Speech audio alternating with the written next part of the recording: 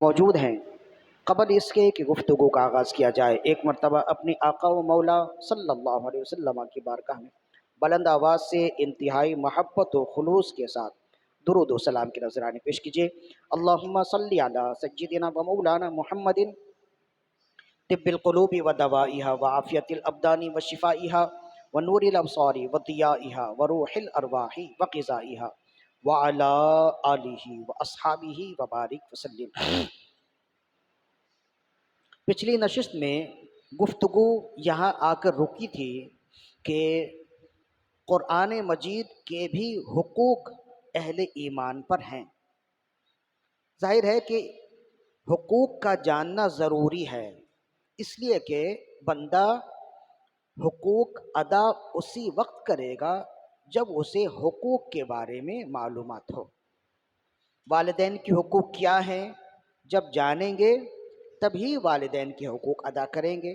بچوں کے حقوق کیا ہیں جانیں گے جبھی بچوں کے حقوق ادا کریں گے۔ ائمہ کے حقوق کیا ہیں جب جانیں گے جبھی ائمہ کے حقوق ادا کریں گے۔ اسلام نے ہر ایک کے حقوق صراحتاً بھی بیان کیے ہیں، اجمالاً بھی بیان کیے ہیں۔ حتیٰ کہ اسلام تو ایسا پیارا مذہب ہے اور حقوق کے لحاظ سے ایسا وسیع ترین مذہب ہے کہ انسان تو انسان، جانوروں کے حقوق بھی موجود ہیں، قرآن مجید نے بھی بیان کیے، اور اسلام نے یعنی رسول اللہ صلی اللہ علیہ وسلم نے جانوروں کے حقوق بھی بیان کیے، چونٹیوں کے حقوق بھی بیان کیے، کتوں کے حقوق بھی بیان کیے۔ تو جو اسلام جانوروں کے خونخوار جانوروں کے حقوق بیان کرے تو کیا وہ اسلام انسانوں کے، مسلمانوں کے حقوق بیان کرنے سے رہ جائے گا؟ اسی طرح جس طرح ہر چیز کے حقوق ہیں تو اس آسمانی صحیفہ کے بھی حقوق ہیں۔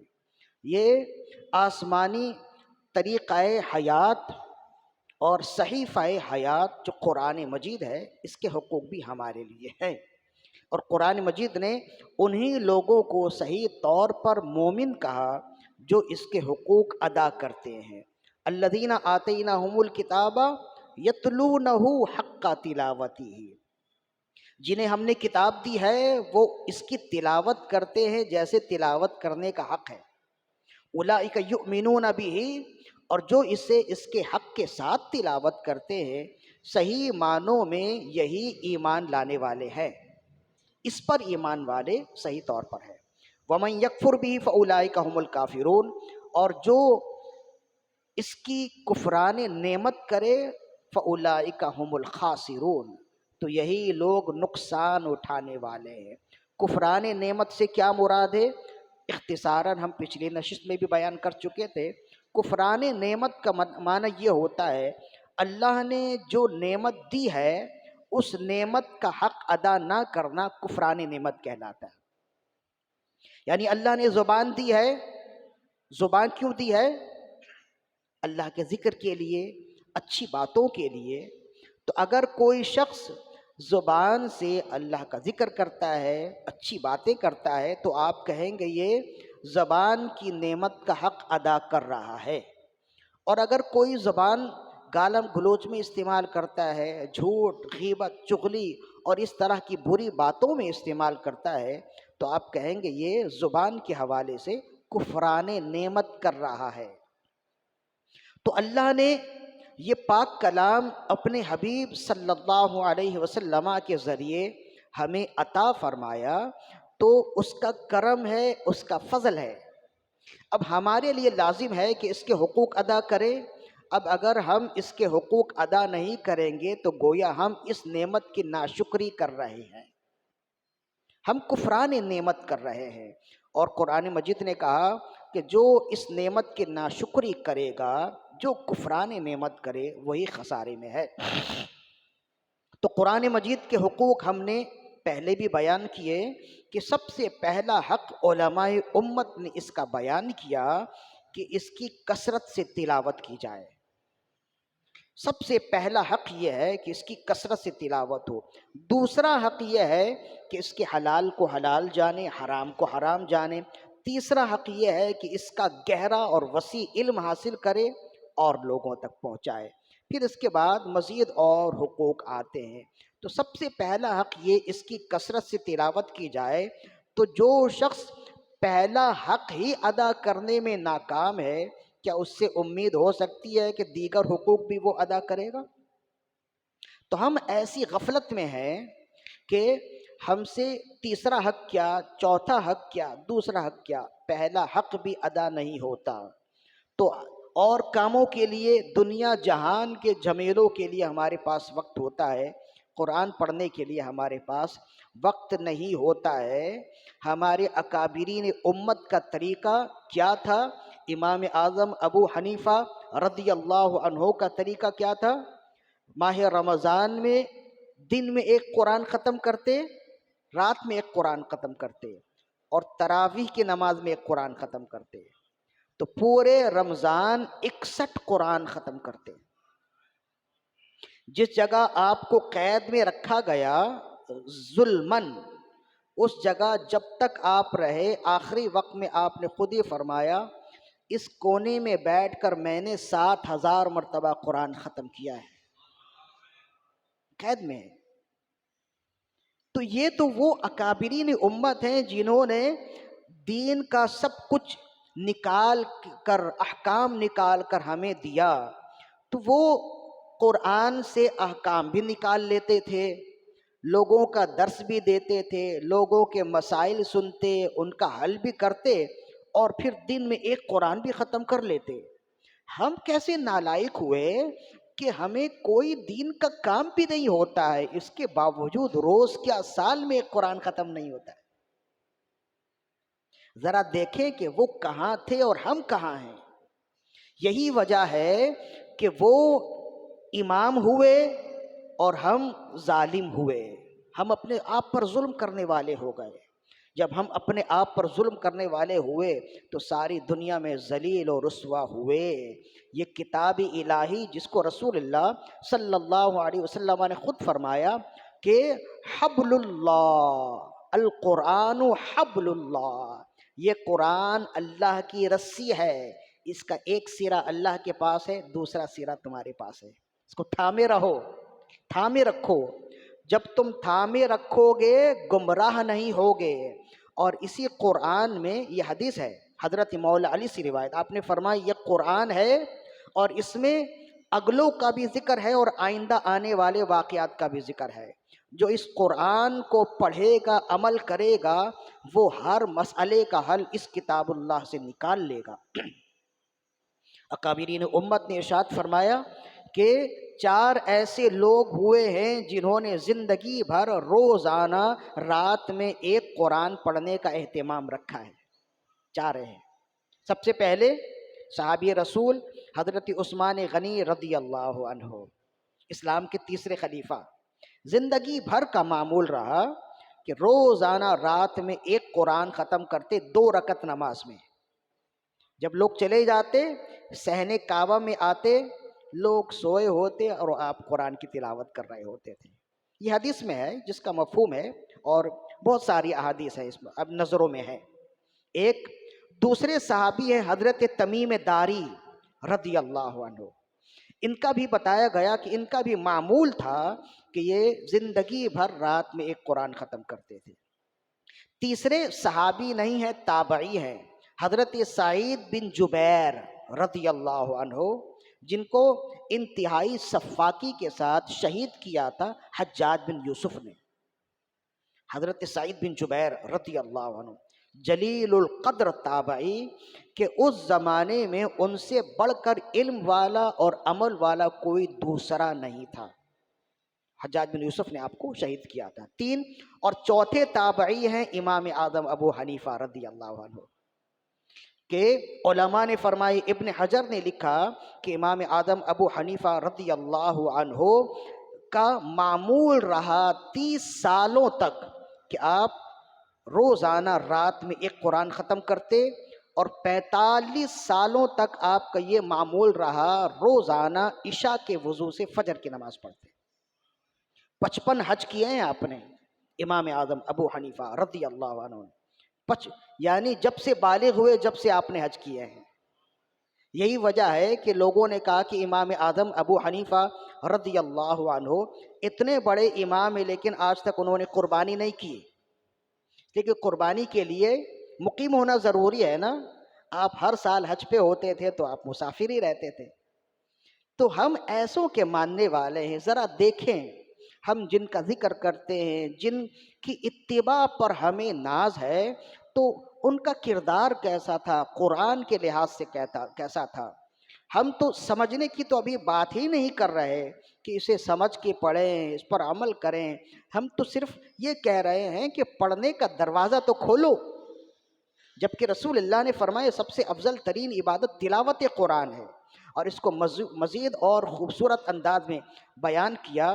فرمایا حضرت عبداللہ ابن عباس رضی اللہ عنہما فرماتے ہیں کہ قال رجل الى رسول اللہ صلی اللہ علیہ وسلم، ایک شخص نے رسول اللہ صلی اللہ علیہ وسلم سے عرض کی، یا رسول اللہ صلی اللہ علیہ وسلم، ای العمل احب الی اللہ عز وجل، یا رسول اللہ صلی اللہ علیہ وسلم، اللہ کی بارگاہ میں سب سے افضل ترین عمل کون سا ہے؟ قال الحال المرتحل، آپ نے فرمایا اللہ کی بارگاہ میں سب سے افضل ترین عمل یہ ہے کہ منزل پر پہنچ کر سفر شروع کر دینا۔ عجیب سی بات تھی، عرض کرنے لگے یا رسول اللہ منزل پر پہنچ کر کون سفر شروع کرتا ہے؟ بندہ سفر کرتے ہوئے جب منزل پر پہنچتا ہے تو وہ رک جاتا ہے۔ یا رسول اللہ آپ نے سب سے افضل عمل بتایا، منزل پر پہنچ کر سفر شروع کر دینا، اس سے کیا مراد ہے؟ ہم سمجھے نہیں۔ قال یا رسول اللہ مل حال المرتحل، یا رسول اللہ یہ حال مرتحل سے کیا مراد ہے؟ منزل پر پہنچ کر سفر شروع کر دینا۔ آپ نے فرمایا الذی یضرب من اول القرآن الی آخرہ کلما حل ارتحل، فرمایا او ارے نادانو، یہ ایک مثال ہے، یہ مثال ہے اس شخص کی جو قرآن شروع کرتا ہے اور جیسے ختم کرتا ہے پھر شروع کر دیتا ہے۔ تو یہ منزل پر پہنچ کر دوبارہ شروع کر دینا، یعنی اللہ کی بارگاہ میں سب سے افضل ترین عمل یہ ہے کہ الحمدللہ سے الف لام میم سے قرآن شروع کیا، والناس تک پہنچا، اور والناس تک پہنچ کر پھر الحمدللہ سے شروع کر دیا، پھر الف لام میم سے شروع کر دیا۔ تو ہمارے ہاں تو ہوتا یہ ہے کہ ایک بار اگر ہم نے نصیب سے قرآن پڑھ بھی لیا تو بند کر کے رکھ دیا کہ اب ہم نے پڑھ لیا ہے، بس اب اگلے سال پڑھیں گے۔ جبکہ اللہ کی بارگاہ میں سب سے افضل ترین عمل کیا ہے؟ منزل پر پہنچ کر دوبارہ سفر شروع کر دینا، یعنی قرآن ختم کرے دوبارہ اسے شروع کر دے۔ تو یہ ترغیب کس نے دی ہے؟ یہ ترغیب رسول اللہ صلی اللہ علیہ وآلہ وسلم نے دی ہے۔ اور جو قرآن اس طرح سے پڑھتے ہیں، اصل میں ہمیں اس کی لذت نہیں معلوم ہے۔ فیس بک میں ہمیں لذت ملتی ہے نا، یوٹیوب میں ہمیں لذت ملتی ہے، تو ہم دیکھ رہے ہوتے ہیں تو گھنٹوں وقت گزر جائے ہمیں پتہ ہی نہیں چلتا ہے۔ تو جس چیز میں لذت آ جائے تو وقت کا پتہ نہیں چلتا ہے۔ تو یہ اکابرین امت پاکیزہ روح ایسی شخصیات تھیں کہ انہیں قرآن مجید پڑھنے میں لذت ملتی تھی۔ اور لذت کیسی ملتی؟ امام بخاری رحمہ اللہ نماز پڑھ رہے ہیں تو ہم نے پہلے بتایا نا، امام بخاری رحمہ اللہ کا طریقہ یہ تھا کہ آپ روزانہ ماہ رمضان میں ایک قرآن ختم کرتے تھے۔ امام بخاری، امام اعظم کی بات تو دوسری ہے نا، امام بخاری روزانہ ماہ رمضان میں ایک قرآن ختم کرتے، اور عام دنوں میں 3 دن میں ایک قرآن ختم کرتے تھے۔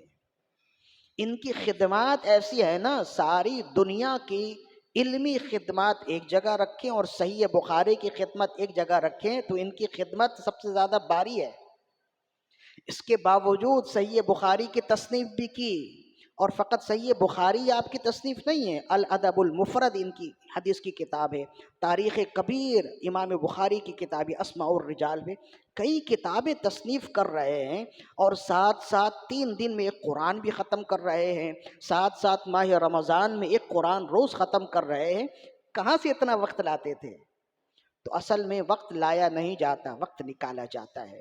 جسے لذت مل جائے تو پھر وہ ایسے ہی اس پر عمل کر لیتا ہے۔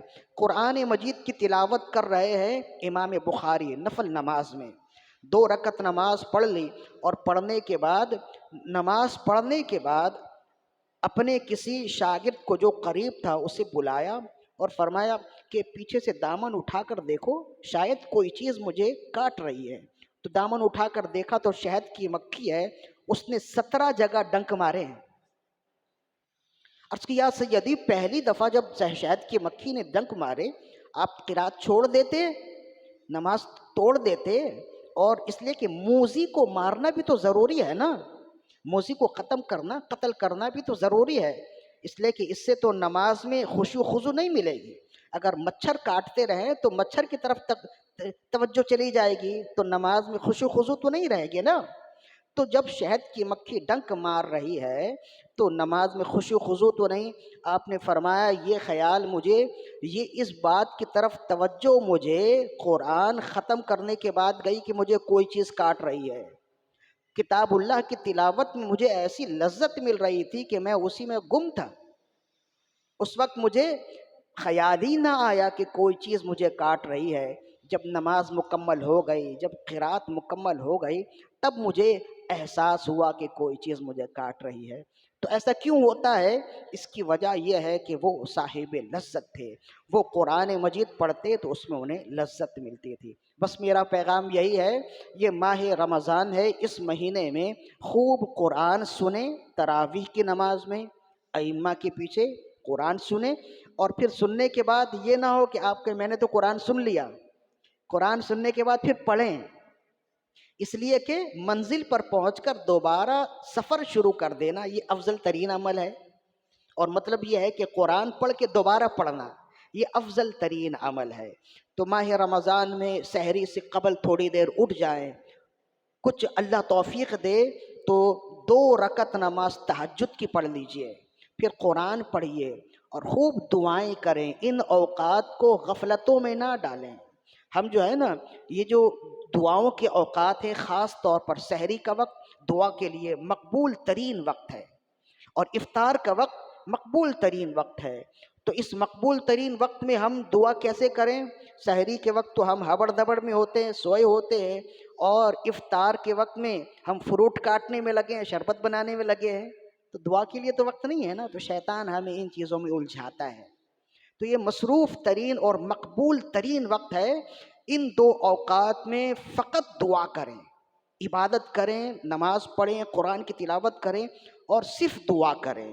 یہ بہتر ہے کہ دوسرے سے دعا کروائیں، خود ہی دعا کریں۔ یہ مقبول ترین وقت ہے اپنے لیے، مرحومین کے لیے، گھر والوں کے لیے، بچوں کے لیے، بیوی کے لیے، والدین کے لیے، اڑوس پڑوس کے لیے، دوست احباب ہیں، رشتہ دار ہیں، سب کے لیے دعا کریں۔ تو یہ ایسا وقت ہے کہ رسول اللہ نے فرمایا کہ سحری کے وقت کی دعا مقبول ہوتی ہے اور افطار کے وقت کی دعا بھی مقبول ہوتی ہے نا۔ للصائم فرحتان، فرحت عند الافطار و فرحت عند لقاء الرحمن۔ فرمایا روزے دار کے لیے 2 خوشخبری ہے، ایک افطار کے وقت دعا مقبول ہوتی ہے، یہ خوشخبری ہے، اور دوسری خوشخبری یہ ہے کہ وہ رب سے ملاقات کرے گا۔ تو ان اوقات میں ہم نے یہ کرنا ہے۔